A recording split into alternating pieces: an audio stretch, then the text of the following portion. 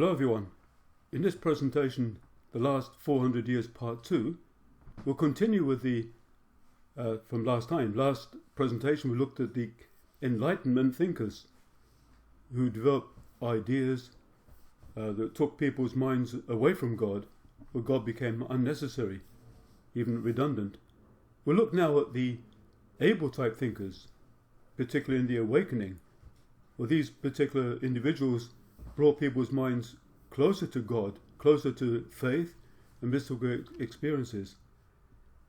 The last 400 years has been a war between God and Satan. It's a last 400 years of preparation for the Messiah. So Satan is trying to destroy that foundation, but God is trying to maintain it and establish it. So we look first of all now at the awakenings. Wesley, Spener, Fox and Swedenborg. These individuals, for example, Philip Spener in Germany, he resisted the Enlightenment thinkers and brought people's minds closer to faith in God, and this spread throughout Germany at that time. It spread to England in the form of the Methodists. John Wesley reached out to the poorer classes of people in England.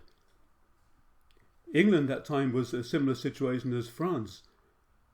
There's very extreme class differences between rich and poor, and it's so severe in France. There's a revolution there. But many historians say that if John Wesley didn't appear in England, there may have been a revolution in the same manner in England. But he appealed to thousands, millions of people in England at that time, and he gave them hope and inspiration. So the Methodist movement was very powerful at that time. George Fox formed the Quakers. The Quakers had the idea that not only the minister, but each person can be a vehicle for God's inspiration.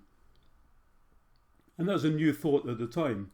These persons often received persecution and ridicule from the established churches, but nevertheless they brought Christianity into a higher way of thinking, a more purer way of thinking, and closer to God. Emanuel Swedenborg in Sweden. Swedenborg was a scientist, a well-known scientist at the time, but his spiritual senses were opened, and he became aware that there's a spiritual world. And he wrote a book called Heaven and Hell, where he describes his experiences. So these people that made enormous contribution and resisted the Enlightenment that was bringing people's minds away from God. This led to two revolutions. A revolution in France. We call this the Cain-type revolution in 1789 because although it was needed at that time, but the people who organized the revolution were atheistic people. When they brought down the monarchy, they also were very much against the church that they thought was an ally with the monarchy. So it became the French constitution was very atheistic, barely tolerating religion.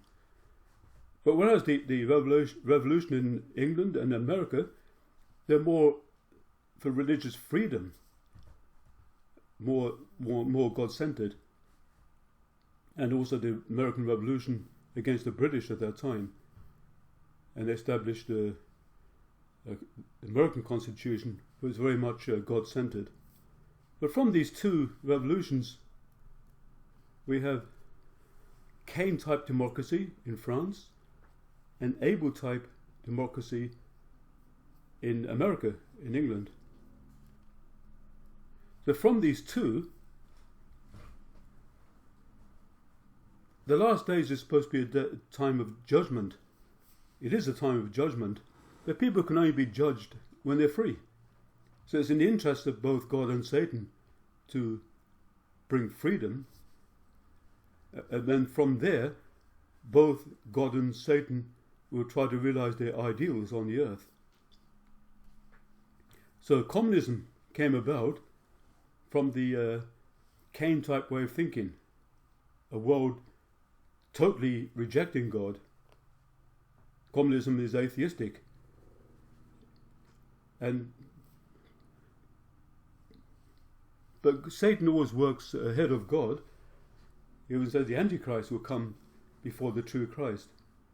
So communism is a world in imitation of the ideal world that God will realize in the future.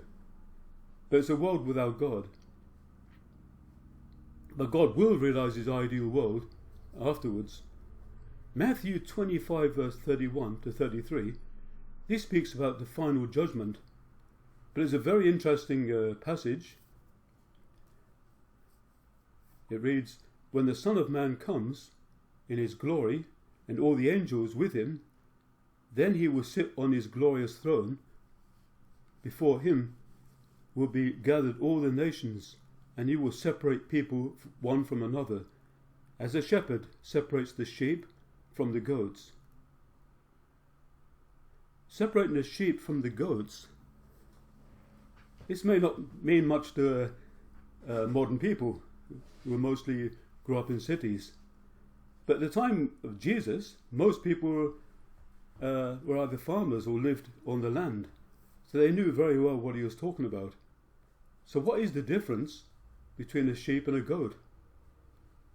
Well, people in Jesus' time would have known clearly that a sheep follows the shepherd. But a goat, who does a goat follow? The goat doesn't follow anyone. It's very independent. So therefore, the separation, communism is the world totally rejecting God. And this preparation there was to people to reject God. So if people see no value in believing in God, they'll never accept the second coming of Christ, who is the substantial God on the earth. So you can see this preparation in that way. Jesus, he likened himself to the shepherd and his followers as the sheep, as you see in this passage. The Messiah comes to bring judgment, but he comes to bring salvation. But people, those on the left, are the goats, who don't accept him. They don't believe God, so they won't accept the substantial God on earth is the second coming of Christ. But the sheep will listen to the Messiah. They're ready to hear. They believe in God, and they'll follow the second coming of Christ. This is really very important, actually. If you read the whole passage of the final judgment in Matthew 25, the whole chapter, you can see clearly the ones who attend Christ at his coming will be saved. The others who did not attend to him, did not give him thirst, did not give him drink when he was thirsty, and so on. And they never attended to the needs of Christ. They did not follow him. Now, in the last days,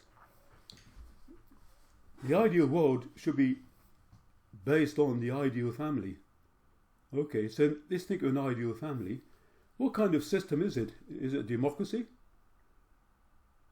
You know, if the brothers get fed up with the father, can they just replace him and put the elder brother in place? No, the father will always be the father. And of course, if it's an ideal family, we expect the father to be a perfect man. But this should have developed from that at the beginning, but always based on the family model. So if it moved on to a society, there'll be someone in the position of the father. Of a nation, the president would be in the position of the father, be a parental position. But the problem was, or the kings rather, the problem was the kings we had in history, because of the fall, the first family was fallen, we've had evil kings, evil emperors. And so it didn't work. So therefore, it was crucially important to break down these evil kingdoms. And the method of doing that is democracy. But as I said, it was in both God's interest and Satan's interest to break it down, but both from democracy will both try to realize their respective worlds. Communism, Satan will realize communism. Communism is not actually, it's a monarchy. A dictator has total rights, but he's not a perfect man, so therefore in the communist world people suffered miserably. So as I said, it's an imitation of the ideal world. But from Abel-type democracy, the real Messiah will come, and he is in a position of a true father of all humanity, and he will establish the kingdom of heaven on the earth. And as a kingdom, it will be a dynasty, because he will establish God's lineage on the earth. The Messiah, he won't live forever, but he will establish his lineage on earth, and his son will be prepared for that, and onwards. God's lineage will be established on earth forevermore. Now, just to finish with, in every age, basically, external development came. For example, in the monarchy period, steam-generated energy was a big boost for people at that time. More the democracy time, with electricity. When electricity was invented, people could benefit from that. They could heat their homes, they could generate more power to produce food, and so on. But in the last days, which is today, atomic energy is actually the challenging thing for us today. We have atomic bombs. We often see the negative side of atomic energy. But actually, in the ideal world, atomic energy can be used for a very good purpose. If atomic energy was used as fuel and energy source, the whole world could be fed. Poverty could come to an end. And in a way, that's a sign we're living now at the time of the second coming of Christ. So this is the time we're living in now. We're still in this period where there's the last battle between God and Satan. And Satan has really bombarded the minds of many people. Many young people today, they see no relevance at all for God. He's redundant. Why is that? That's because of all the ideas we've seen for the Enlightenment thinkers on. But actually, God is still working. So therefore, we really need to wake up at this time and find the real truth and find out where God is working. So the next presentation, we'll look at in part 3 of the last 400 years, we'll look at the actual world wars. World wars took place in the last century up until now, and the world still doesn't look like a safe place. So we have to understand what's behind this. What is the Antichrist? The Antichrist is prophesied in the Bible. So next presentation we'll look at the world wars and how is God and Satan working through those. Thank you very much.